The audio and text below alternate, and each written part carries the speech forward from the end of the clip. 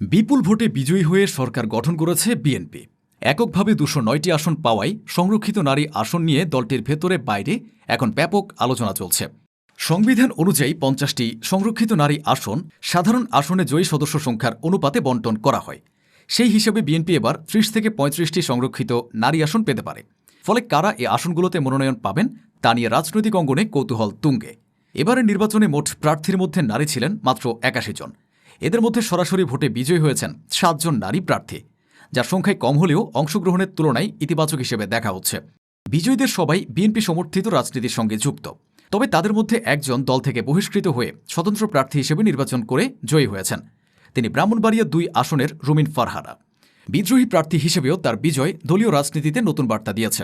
সরাসরি নির্বাচিতদের বাইরে আরও বহু নারী নেত্রী এবারের নির্বাচনে দলীয় মনোনয়ন প্রত্যাশা করলেও তা পাননি।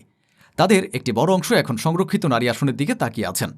দলীয় সূত্র বলছে, এবারের তালিকা তৈরিতে আন্দোলন সংগ্রামে সক্রিয় ও দীর্ঘদিন রাজপথে থাকা ত্যাগী নেত্রীদের অগ্রাধিকার দেওয়ার বিষয়টি গুরুত্ব পাচ্ছে। তো বন্ধুরা, আজকের এই ভিডিওটিতে আপনাদের পরিচয় করিয়ে দেব বিএনপি থেকে সংসদে সংরক্ষিত নারী আসনে এমপি হতে যাচ্ছেন যে ২০ নেত্রী, তাদের সম্পর্কে।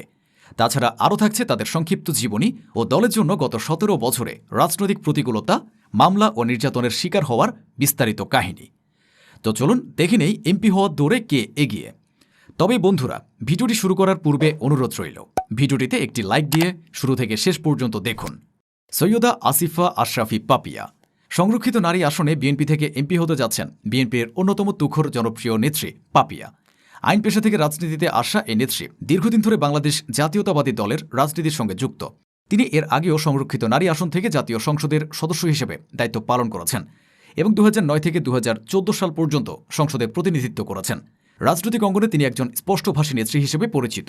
বিভিন্ন সময়ে রাজনৈতিক ইস্যুতে সরব অবস্থান নেওয়া এবং দলীয় কর্মসূচিতে সক্রিয় অংশগ্রহণের কারণে দলীয় মহলেও তার একটি শক্ত অবস্থান রয়েছে। তাছাড়া দলের দুঃসময়ে মাঠে কণ্ঠ উঁচু করে কথা বলে গেছেন এই নেত্রী, যে কারণে শেখ হাসিনার আমলে গ্রেফতারও হয়েছেন। সুলতানা আহমেদ রাজনীতির অন্তর্মহলে এখন নতুন আলোচনায় সংরক্ষিত নারী আসনে এমপি হতে যাচ্ছেন সুলতানা আহমেদ। তিনি দীর্ঘদিন ধরে সক্রিয় রাজনীতি করছেন এবং বাংলাদেশ জাতীয়তাবাদী দলের নারী সংগঠন জাতীয়তাবাদী মহিলা দলের সাধারণ সম্পাদকের দায়িত্ব পালন করছেন। ইতিমধ্যে তিনি একবার সংরক্ষিত নারী আসন থেকে জাতীয় সংসদ সদস্য ছিলেন। ২০২২ সালের নভেম্বরে সুলতানা আহমেদকে প্রধানমন্ত্রী শেখ হাসিনা সম্পর্কে মন্তব্য করার জন্য দায়ের করা একটি ডিজিটাল নিরাপত্তা আইনের মামলায় আটক করা হয়েছিল। দীর্ঘ রাজনৈতিক জীবনে আন্দোলন সংগ্রাম, দলীয় কর্মসূচি এবং নারীদের সংগঠিত করার ক্ষেত্রে তার ভূমিকা দলীয় অঙ্গনে বেশ আলোচিত।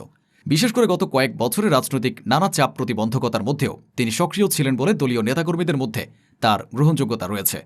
হেলেন জেরিন খান সংরক্ষিত নারী আসন নিয়ে যখন রাজনৈতিক অঙ্গনে জোর আলোচনা চলছে, তখন নতুন করে সামনে এসেছে একটি নাম, হেলেন জেরিন খান। দীর্ঘদিন ধরে রাজনীতির মাঠে সক্রিয় এই নেত্রী বর্তমানে বাংলাদেশ জাতীয়তাবাদী দলের সহযোগী সংগঠন জাতীয়তাবাদী মহিলা দলের সহসভাপতি হিসেবে দায়িত্ব পালন করছেন। ছাত্রজীবন থেকে রাজনীতির সঙ্গে যুক্ত হেলেন জেরিন খান একসময় ইডেন মহিলা কলেজ ছাত্র সংসদের ভিপি হিসেবেও নির্বাচিত হয়েছিলেন। রাজনৈতিক অভিজ্ঞতার দিক থেকে তিনি নতুন নন। অতীতেও তিনি সংরক্ষিত নারী আসন থেকে জাতীয় সংসদের সদস্য হিসেবে দায়িত্ব পালন করেছেন। ফলে অভিজ্ঞতা, সংগঠনের সক্রিয়তা এবং দীর্ঘদিনের রাজনৈতিক ভূমিকার কারণে এবারও সংরক্ষিত নারী আসনের সম্ভাব্য তালিকায় তার নাম ঘুরে ফিরে আলোচনায় আসছে। নিপুণ রায় চৌধুরী বিএনপি থেকে সংরক্ষিত নারী আসনে এমপি হতে যাচ্ছেন আরেক তুখোর নেত্রী নিপুণ রায় চৌধুরী। আইনজীবী ও সক্রিয় রাজনীতিক হিসেবে পরিচিত এই নেত্রী বর্তমানে বাংলাদেশ জাতীয়তাবাদী দলের ঢাকা জেলা শাখার সাধারণ সম্পাদক এবং কেন্দ্রীয় নির্বাহী কমিটির সদস্য। দীর্ঘদিন ধরে দলীয় আন্দোলন সংগ্রাম ও কর্মসূচিতে সক্রিয় ভূমিকা রাখার কারণে বিএনপির রাজনীতিতে তিনি একটি পরিচিত মুখ। রাজনৈতিক পরিবারে বেড়ে ওঠা নিপুণ রায় চৌধুরীর বাবা নিতাই রায় চৌধুরী বিএনপির একজন সংসদ সদস্য। ফলে রাজনীতির সঙ্গে তার সম্পর্ক অনেক পুরনো। এমন বাস্তবতায় সংরক্ষিত নারী আসনের সম্ভাব্য তালিকায় নিপুণ রায় চৌধুরীকে দেখার অপেক্ষায় সকলে। সামিরা তানজিন চৌধুরী বেগম খালেদা জিয়ার রাজনৈতিক সচিব হারিস চৌধুরীর মেয়ে সামিরা তানজিন চৌধুরী। সামিরা তানজিন চৌধুরী দীর্ঘদিন ধরে বাংলাদেশ জাতীয়তাবাদী দলের সঙ্গে যুক্ত এবং দলের বিভিন্ন কর্মসূচিতে সক্রিয় ভূমিকা পালন করেছেন। তিনি নতুন প্রজন্মের রাজনীতিক হিসেবে পরিচিত, যা তাকে দলীয় নেতৃত্বের মধ্যে একটি বিশেষ স্থান দিয়েছে। সামাজিক কর্মকাণ্ড এবং নারী ক্ষমতায়নে তার সক্রিয়তা দলের অন্তর্মহলে ইতিমধ্যেই প্রশংসিত। এখন রাজনৈতিক বিশ্লেষকরা বলছেন, তার অভিজ্ঞতা ও সক্রিয়তা যদি তালিকায় প্রতিফলিত হয়, তবে সংরক্ষিত নারী আসনে এমপি হিসেবে দেখা যেতে পারে সামিয়া তানজিন চৌধুরীকে। তবে চূড়ান্ত সিদ্ধান্ত এখনও দলের শীর্ষ নেতৃত্বের হাতে। বেবি নাজনীন কণ্ঠশিল্পী হিসেবে দেশের সবচেয়ে জনপ্রিয় নাম বেবি নাজনীন। তবে তিনি কণ্ঠশিল্পী হলেও বিএনপির রাজনীতির সাথে জড়িত। এবারে জাতীয় নির্বাচনে তিনি বিএনপি থেকে মনোনয়নও চেয়েছিলেন, কিন্তু দল তাকে মনোনয়ন দেয়নি। সঙ্গীত ও বিনোদন জগতে প্রতিষ্ঠিত হলেও নাজনীন সমাজের গুরুত্বপূর্ণ ইস্যুগুলোর পক্ষে সবসময় সরব হয়েছেন, বিশেষ করে নারী অধিকার, শিক্ষা ও স্বাস্থ্য সম্পর্কিত ইস্যুগুলোতে। এই সক্রিয়তা তাকে কেবল দর্শকদের কাছেই নয়, রাজনৈতিক মহলেও একটি আলাদা পরিচিতি দিয়েছে। তাছাড়া গত 17 বছরে হাসিনার আমলে নানাভাবে নির্যাতনের শিকারও হয়েছেন তিনি।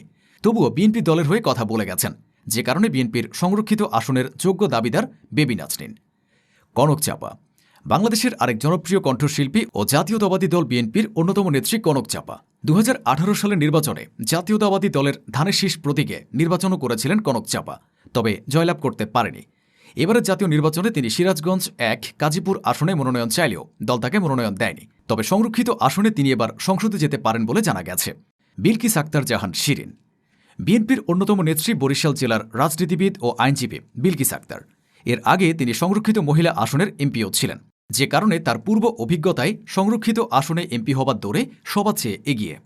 বর্তমানে বিলকিস আক্তার বিএনপির কেন্দ্রীয় নির্বাহী কমিটির বরিশাল বিভাগীয় সাংগঠনিক সম্পাদকের দায়িত্ব পালন করছেন। তাছাড়া তিনি শেখ হাসিনার আমলে বিএনপির কঠিন সময়ে দলটির নারী নেতৃত্বকে টিকিয়ে রাখতে গুরুত্বপূর্ণ ভূমিকা পালন করেছেন। আফরোজা আব্বাস বিএনপি থেকে সংরক্ষিত আসনে এমপি হতে যাচ্ছেন বাংলাদেশ জাতীয়তাবাদী মহিলা দলের সভাপতি, বিএনপির হেভিওয়েট নেতা মির্জা আব্বাসের স্ত্রী আফরোজা আব্বাস। তিনি বিশেষভাবে আলোচিত তার স্বামী ঢাকা 8 আসনের সংসদ সদস্য ও বিএনপির স্থায়ী কমিটির সদস্য মির্জা আব্বাসের কারণে। দলের দুঃসময়ে স্বামীর সাথে থেকে দলের মিছিল, মিটিং, সভা, সেমিনারে সবসময় অংশগ্রহণ করেছেন আফরোজা আব্বাস।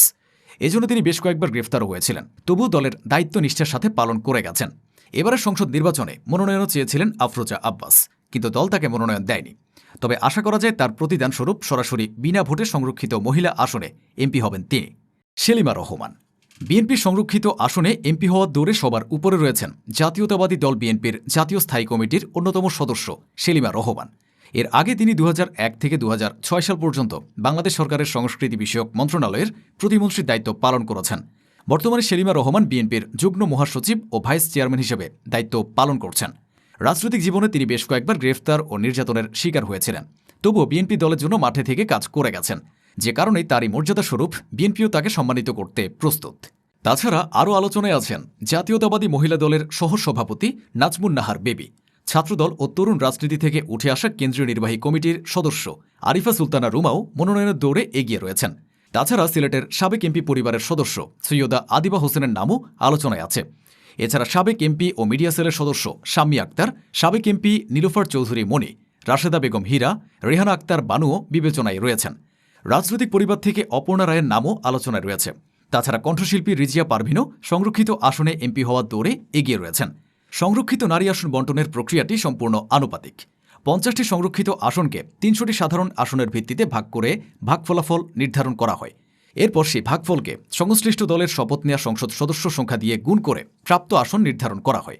ভগ্নাংশ 0.5 বা তার বেশি হলে একটি পূর্ণাঙ্গ আসন ধরা হয়। যদি মোট আসন সংখ্যা নির্ধারিত সীমা ছাড়িয়ে যায়, তাহলে লটারির মাধ্যমে সমন্বয় করা হয়। জাতীয় সংসদ আইন 2004 অনুযায়ী সাধারণ নির্বাচনের ফল গ্যাজেট আকারে প্রকাশের 21 কার্যদিবসের মধ্যে দলগুলোকে তাদের প্রার্থী তালিকা নির্বাচন কমিশনে জমা দিতে হয়। এরপর 30 কার্যদিবসের মধ্যে নির্বাচন কমিশন দলভিত্তিক তালিকা প্রস্তুত করে প্রকাশ করে। যদি কোনো কারণে একক প্রার্থী থাকেন, তাহলে ভোট গ্রহণের প্রয়োজন হয় না। কিন্তু একাধিক আসন থাকলে শপথ নেওয়া এমপিরা নিজেদের দলের প্রাপ্য আসনের জন্য ভোট দেন এবং সর্বোচ্চ ভোট প্রাপ্তরা নির্বাচিত হন। সব মিলিয়ে সংরক্ষিত নারী আসনকে ঘিরে বিএনপির ভেতরে এখন নীরব প্রতিযোগিতা চলছে। তো বন্ধুরা, উপরোক্ত নারী নেত্রীদের মধ্যে কে কে সংরক্ষিত আসনে এমপি হতে পারবেন বলে আপনার মনে হয়, কমেন্টে লিখে জানান। ভিডিওটি ভালো লাগলে শেয়ার করুন এবং চ্যানেলটিতে নতুন হয়ে থাকলে সাবস্ক্রাইব করে বেল আইকনটি বাজিয়ে রাখুন। ধন্যবাদ।